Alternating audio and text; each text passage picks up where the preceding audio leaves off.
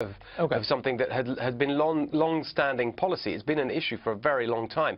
And you can argue about the numbers, but some of the countries, they're so far behind the target. It's not as if they're, like 1.7% and, just a little bit more will get them over the line. They're way off, especially those at the bottom, including our neighbors to the north in Canada, who are way below what many countries and certainly the US spends. And so it's a perfectly reasonable argument. And I think it's actually high time that it was made public and direct. And a lot of people in the establishment might say, oh, this isn't very diplomatic.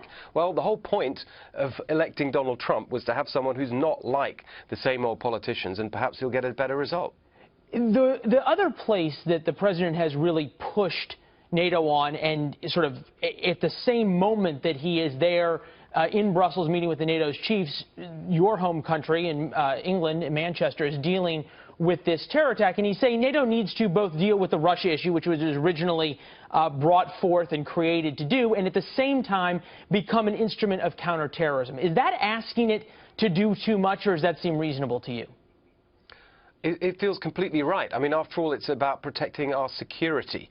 And the whole strength of an organization like NATO is that it can evolve to meet new threats.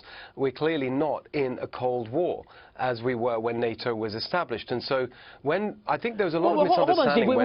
We may not be in a Cold War, but at the Pentagon, they will tell you they have never seen the Russians be as aggressive even during the Cold War, that now they're flying combat bombers near U.S. shores. Now they're challenging NATO more than ever in the former Baltic states. They say it's never been worse, and that's why NATO needs to focus on Russia.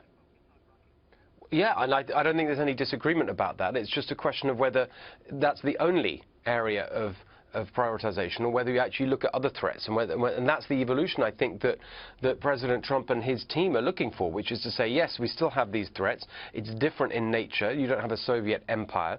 You don't have all the satellite countries in the same way as you did before. Yeah. But you also have this new threat of global terrorism that really is something that's emerged in the last few years, and that is clearly a threat to our security. So when he used that word obsolete, Oh, sorry. There's an irony, though, in the sense that the only time that Article 5, the cornerstone of NATO, collective defense, the only time that has ever been invoked was after the 9/11 terrorist attack. So where's the distance between the cup of the lip of September 11th, when NATO went into Afghanistan to defend essentially the United States, to now not taking on terrorism?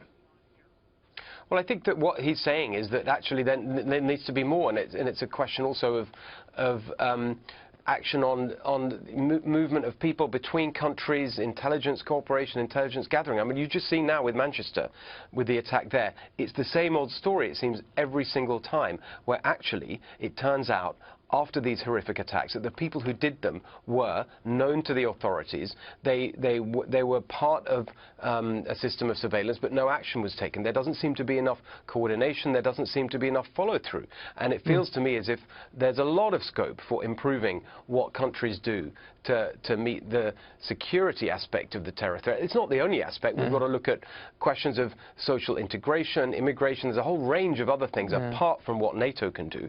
But I think that actually saying that NATO as an organization can do more to try and fight this threat is, again, it's perfectly reasonable and probably overdue. All right. Yeah, I don't think anybody is going to argue that we could all do more, every country, in terms of